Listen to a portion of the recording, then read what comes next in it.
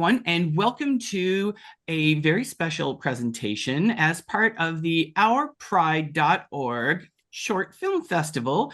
We are speaking with different filmmakers who have projects that are taking place in the festival, as well as probably other places as well. But for this purposes, we're talking about them being part of the Our Pride Short Film Festival.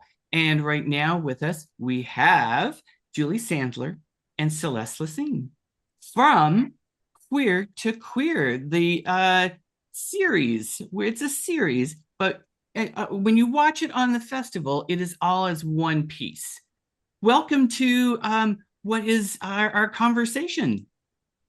Thank you, Kenney. Thanks for having us. Yeah, thank you for having us. Great to be here. I'll toss to you for a second, Julie, just to kind of introduce yourself a little bit, to tell people who you are and what you do. Yeah, hi everyone. My name is Julie Sandler. I use she, her pronouns. I'm a filmmaker and actor based in New York City, primarily in film. I do impact producing, which means I work with a bunch of different independent filmmakers, and I help them get their documentary out there into communities. One of the most recent ones I've been working on is a documentary called Cured, which I can get into more in a little bit. But that is how Celeste and I ended up meeting each other, was through my work on that documentary. Yeah, I'm so happy to be here and to have this conversation with you, Kenney and Celeste. Celeste, take it away. Yeah, and hi, Julie. Hello. And hi, everybody. I'm Celeste Lecesne. I am the co-founder of the Future Perfect Project, which is it's a national arts initiative, basically amplifying the voices of LGBT young people all across the country.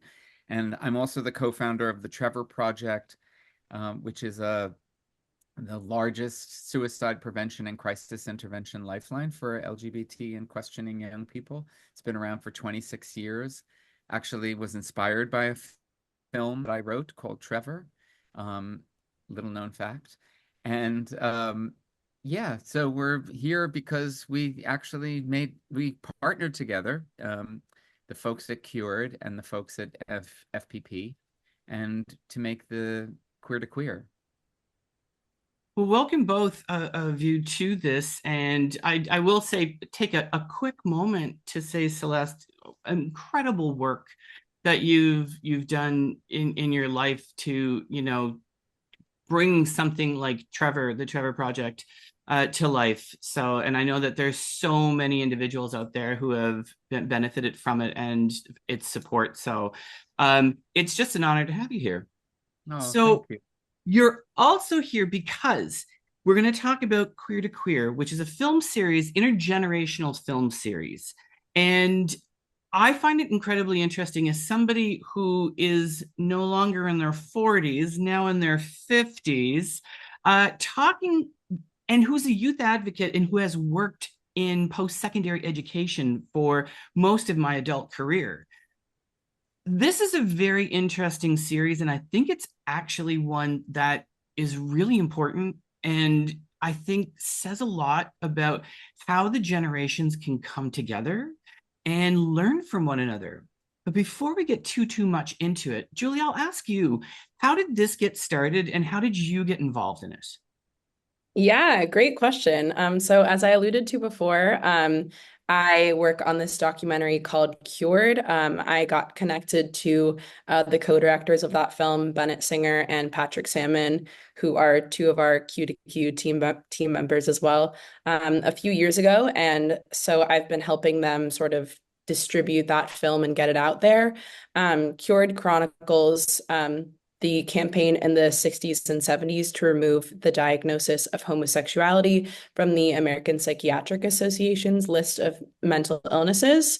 So it really covers the activism behind that, and quite a few of the folks who were involved in that movement are interviewed in the film. And I believe I originally got connected to Celeste because Celeste was reaching out to us and expressed interest in featuring a screening of the film at the Future Perfect Project. And so all of us were sort of meeting under those circumstances at first. And since there's a lot of folks in our film who were at advanced ages, actually many of them have passed away since the film premiered. We had quite a few connections to older queer folks, and Celeste and their team at FPP had quite a few connections to queer youth. So we sort of jumped on this call together, and started talking about how there are very few opportunities for LGBTQ youth and LGBTQ elders to kind of commune and chat and get to know one another and share space. And this idea was sort of born out of our conversation. Yeah, Celeste, do you have anything else you want to jump in with? Yeah. Yeah, I think what I can say is that when I saw Cured, I was so impressed by the film. It's such a beautiful documentation of an event in our queer lives that is rarely talked about, but impacted my life as an older queer person, when I was young, because I grew up in a world in which homosexuality was a crime and a sin and a mental disease. And I think it was the mental disease that was the most impactful, because you just grow up under that you just think that all the time, like, am I crazy? Even when you're a little kid, you're thinking like, am I just wonderful or am I crazy? Turns out we were wonderful. But I often said when I was working with the Trevor Project, more directly, that I really feel that there needs to be more communication between the generations. One of the sadnesses of my generation was that I didn't have anybody ahead of me. I didn't have any role models. I didn't even know there were any gay people in the world besides myself when I was young. And so the importance of this particular generation is that they're the first generation to have grown up with a sense of that there are people who have come before them. That, when they're in fourth and fifth grade, they know Marsha P. Johnson and they know Sylvia Rivera and they know Harvey Milk, and they know these people, and they know that they worked hard to secure the rights that these young people are enjoying in their life in places where they can. So when I saw the Cured film, I thought, oh, this is a perfect opportunity for us to bring this group of older people with our younger people. And I knew that the younger people that we worked with would benefit from these conversations. But more importantly, because of my own experience, I knew that the older people would really benefit from hearing from the younger people and see what their work, their life's work, had actually done in the world, to see real life examples of how these young people are so much more advanced at their young age than anybody really ever understands until you get up close to them. I very much so can relate to that. I used to say, kind of growing up, like, well, I say now, I used to joke that growing up, to me, gay people, and me being in Canada and being from a very small area, gay people, well, there's 10 of them. They all live in Toronto. Like, it was just such a bizarre concept that it just, every time they talked about it, it couldn't be me. It couldn't, but what was I? So it really confused things. And now to have, I mean, filmmakers like yourself and activists like yourself out there, and for young people to be able to see the work that you're doing and be able to kind of reflect on it, but also now to sit down with older, individuals to be able to talk to them about what was that like. And then, somebody who's older, especially, some of the folks that are in the series, to kind of look back to a young person and say, wow, what are you doing? How are you getting that done? Oh my God. Like, it's just, I think, the hardships that some people experienced, it's almost like, okay, we may have paved the way, but we paved the way for better. It's coming on our heels, and the people after, these kids are going to be even more, in a better place. And I think that it must feel good for them to be able to have those conversations. Yeah, How did you go about choosing who is going to be in the films? especially from the elders' perspective, because you have a few really dynamic characters in there that are just incredible to watch on screen. Yeah, I can start. So we began with the folks that we know from our previous projects. So Reverend Magora Kennedy, who's one of the featured elders in Q2Q, she's in the first episode. She was one of the interviewees for Cured, and we have just been so inspired by her and her work. She was one of the original members of the Black Panther Party, and she also participated in the LGBTQ rights movement and women's rights movement. She actually unfortunately passed away about a year ago today, but we were so lucky and feel so special to have gotten to become friends with her and become colleagues with her. And so in our outreach and engagement campaign for Cured, she was one of the elders who participated in a lot of our conversations about the film and a lot of our Q&As. And so we were very familiar with engaging with her. And we floated the idea of this project to her, and she was really excited about it. And, she continued her activism until the day that she died, truly. And we knew that she was just such a vibrant and like wonderful presence. And she's was so beloved. So we thought that she would be really a great option, a great interviewee for this series. And then we also knew Kyler, who's in the third episode, from another Cured Q&A that we did as well. So we, reached out to him about this opportunity, and he as well was really excited. So we started from our networks, and Celeste, I think you connected us with most of the rest of the folks. We found a couple other of them by like doing cold outreach, I think. But I'd love to hear what you have to say about it. Well, it was really such a beautiful process because there were so many of us involved. There were three people on the Cured team, and then there were three people from the FPP team, and we really just tried to figure out. It was sort of like a queer matchmaking, intergenerational situation where Yes. wanted to have them have something in common, right? Like the two people that were speaking, like there had to be some common ground, but enough difference that it made it so that they were curious about each other. And I think, like one of the moments that really stick in my mind is Penny Rosenwasser and Ari Brody Weisberg were both Jewish. And we knew that, right? And you could tell just from their names, but we knew them. I knew Penny, and we worked with Ari, who was a young person, and they were both Jewish. And we thought, well, that would be really an interesting thing, that there are these two human beings who were socialized as girls at different points in history, and one of them became a feminist lesbian, and the other one became a trans masculine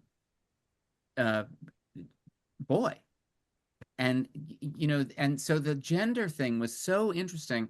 And there's a beautiful moment in their conversation when Penny says, one of the first things she says is, help me to understand what it means to be transmasculine, because I feel like our generation doesn't really understand. And then Ari explains it to her in a way that she's like, oh, I get it. Like, I get it. Like, it's just that kind of exchange happens because there's enough similarity. And then they start talking about the books they read as children. And they both read the same books coming up as young queer people, right? So there's enough difference, but there's really something that binds these two people together in an understanding about their identity. There is definitely what I would say to kind of pick up on a couple of things there. There's a real educational component in two different ways. One is as elders, so much has changed from the time that they were young, whether it's just, dialogue and vocabulary and definitions of things have changed and changed. And when you think about the last 10, 15 years, how much has changed. So, bringing an elder to a point of understanding the transmasculine experience and however Ari can articulate that is really transformative for the elder, because that educational piece is just invaluable. But And I then think you a lot of look older people want to ask those questions. They don't have anybody to ask in their circle. exactly, and sometimes they're fearful because they didn't have the base, the foundation of knowledge, because it just wasn't there, and it was called something different, or it wasn't called anything at all. Um, but then you also have this really interesting, and to me, now this is me as an educator coming from post-secondary, I look at curriculum in education, and I look at, like in the secondary schools and in post-secondary, and I see a series like this. It's part of history. It's part of a queer history that's missing from within the educational teachings that fits so firmly. Folks, if you're part of the educational system out there and you're listening to this, I'm just making a suggestion that, things like this need to be included into, whether it's into a GSA, I have no idea, it's hard to get curriculum changed, but there is a place for this, because it's not even about intergenerational. It's showing just the change in history and where we've come from, where we've gotten to. It's so important. And not to put you on the spot or anything like that, but I'm sure this must have been kind of in your heads a bit too. And I'm curious about, in your work, do you work towards that? Are those conversations that you sometimes have with, folks out there who may have opportunities to bring it forward a little bit? Yeah, yes. So in our work with Cured, we've done quite a bit of educational distribution work. We actually have this version that we created particularly for classrooms, and we're partnering with this group called History Unerased, which sort of develops curricula for K through 12 students about queer history and queer life. And so we haven't really talked about it too much as a group, but I think it would definitely be something really interesting to explore. And also, in addition to like educational circumstances, I've thought about this quite a bit, especially with the Kyler and Junior episode. I think that episode would be something really interesting to share with workplaces, especially since Kyler talks about, being a trans man, like in his workplace, and how he has fought for the rights of LGBTQ folks within workplaces. So I think like this series can apply to many different contexts, and yeah, I think it's something we're slowly talking about as a team, is what other distribution channels can we pursue for this series. But yeah, it's really exciting to think about. Yeah, and whenever we go and travel into and spend time in a school, we always find an opportunity to be able to show at least one of them, if not two, just to give a sense of balance to a classroom. We were in Philadelphia recently, and it's a wonderful teacher who just was like, "There's no gay history class," and so she started it herself with really not knowing anything, and even not a lot of history herself. She was like, I want to learn. So she decided that she was going to start this class. And so when we were there, we visited the class, and we spent part of that time watching some of the videos. And it's such a great way to be able to kind of swallow history in a way that's like palatable, because it's coming through the actual lives of real people, and it's not like it's not like dry facts. It's really like this lived history on both ends, and there's somebody who's their age or close to their age being able to guide the conversation. Absolutely. And like I said, it's incredibly transformative when you think about both sides and what they learn from one another and what we as the viewer learn, which throws me to a question that I have for you. And you listening to these conversations, because I'm sure there was a lot more than just what we see on the screen. There's probably a lot more conversation. Was there anything that came up during the conversations through any of the couples that were together, the duos, that really kind of surprised you or shocked you, or maybe you kind of go like, oh my God, I can't believe they went there, or I can't believe that they came up with that. You I know, think, oh, go ahead, Celeste. I think, what was so moving to me was in the shooting and watching them being made, how much love there was instantaneously, and how much respect for the other person's life and experience, without knowing anything about it. Because I think one of the things we all know as queer people is that it's not easy. Like, it's just not easy to be a queer person. So two people who've never met before sit down together and they have this, you're you became you. How did that happen? It's almost like like, how did that miracle happen that you're here today and you can talk about being who you are? And I was especially moved by the deep respect that the young people had for the older people. That I think this is something that older people don't get enough of. They don't get enough of, like, hearing from young people, thank you. Or, like, there's a beautiful thing that Junior Mint says to Kyler Broadus, and it says, what right have we to stand on your shoulders without looking down and seeing what you've done? And, like, that kind of respect, you just don't see modeled in our culture that often. There's just not an opportunity to see it happen. Just to be able to model that behavior in both directions, I think, is such a great learning tool. Yeah, I agree. And something that surprised me too was that I remember quite a few of our interviewees said that this was the first time that they were convening with either, someone in their community who's younger or older.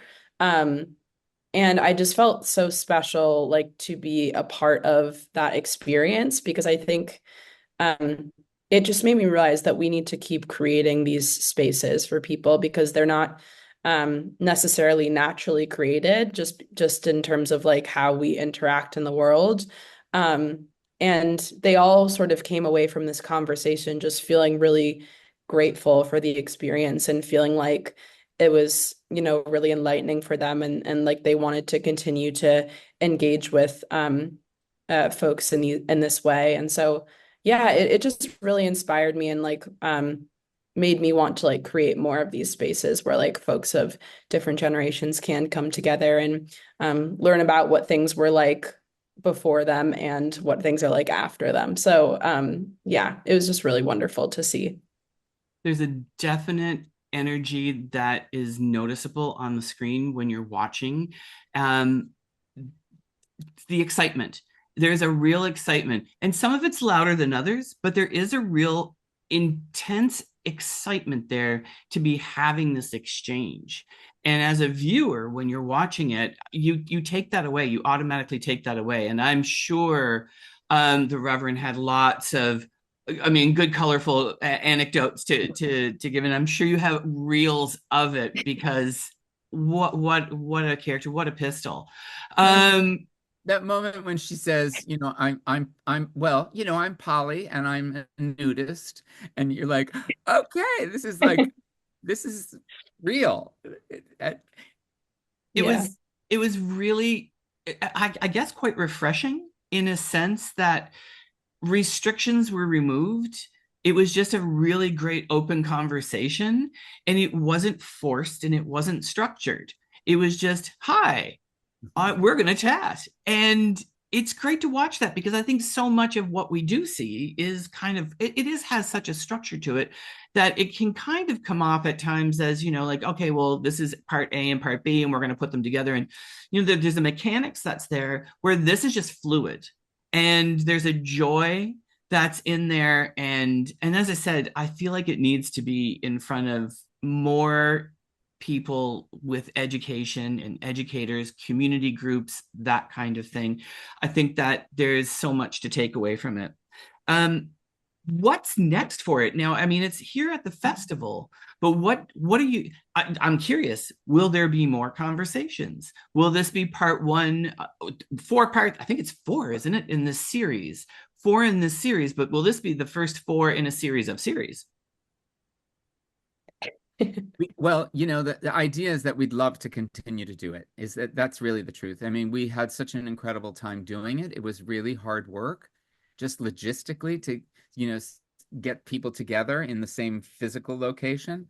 But we rose to that challenge and we found it really exciting that the in-person thing was absolutely necessary. So we're in the process of looking for people who maybe want to expand on this series and want to make it more of a thing for schools and for broadcast. And so this is sort of our pilot program. So if there's anybody out there who actually has an idea that you're going to be inspired to help us make these things, please contact us. We're easily found. Yeah, our website is q2qtalks.com. We have a contact us link if you want to reach out. Yeah, but we have like I think we have an entire Google Doc of like ideas of future interviews that we could do. And something that we've been talking about a little bit as a team is the idea to maybe do some of these conversations in front of a live audience and to sort of expand this project so that it's not just a series, but it's also sort of like a practice and almost like a live podcast recording style event, but for these sorts of conversations. So we definitely have a lot of ideas. Yeah, but we're looking for folks who are maybe interested in partnering with us on these future episodes. Yeah. Listen, you just said a few things and my brain just went bing, bing, bing, bing, bing, bing. It's exciting when I hear things like this. And I think that, when you're talking about live, I think about some things that happen within the post-secondary system, like NACA, which is the National Association of Campus Activities, who have their regional and national conferences that so many people are at. That is a stage, I think, that is just ripe for a live kind of Q2Q like that. So Naka, if you're listening, I do. I think that there's no shortage of things that you could do with this. It's here at the festival. Is it going anywhere else? Yes, so we've partnered with Out TV. They actually just released the series on their platform. Was it yesterday, Celeste? October 2nd? Yeah, It it was was yesterday. yesterday. Yes, so all 4 episodes are currently streaming on their platform as well. And then we've also sort of independently released it on YouTube, so it's very accessible for anyone to watch. So even if you aren't able to catch it at the festival, you can look it up on YouTube and share it with your friends and family and coworkers and strangers and whoever you want. Yeah, so it's very accessible at this point for sure. I'm going to be sharing it wide and far. I think about some of those youth groups that really could benefit from seeing it, but then I also think about some of those seniors groups that are out there, queer seniors who are connecting on Facebook and connecting, virtually, and because they may not have a system in their own physical space that they can kind of take advantage of, that I think would love something like this, as well as Cured, because that's another thing altogether, where that whole film itself is just so powerful. So kudos to you on that, and congratulations on the success that you've had with it. Thank you. This has been awesome. Listen, folks, if you're out there and you're watching this, first of all, thank you for watching it. Second of all, if you haven't seen the series yet, you need to kind of go into the festival and watch it, as well as all the other things that are out there. But I want to thank you both for joining me and taking some time to kind of just talk about this, and kind of exciting me, first of all, because that's awesome to experience, but also what you're doing for so many other people out there. Oh, thank you, Kenny. Thanks for giving us the platform to be able to talk about what we're genuinely excited to talk about. So really, Wonderful. Yes. Thank you so much. It's been an honor to chat with you and yeah, we're just so glad to be a part of it. Thank you. All right, folks, you know what to do. Now you must go watch the series and you must check out everything else that this festival has to offer and follow both of these folks on all of their socials. It's all linked within the festival underneath their descriptions and underneath Q2Q. And make sure that you stay on top of it and share. Tell your story.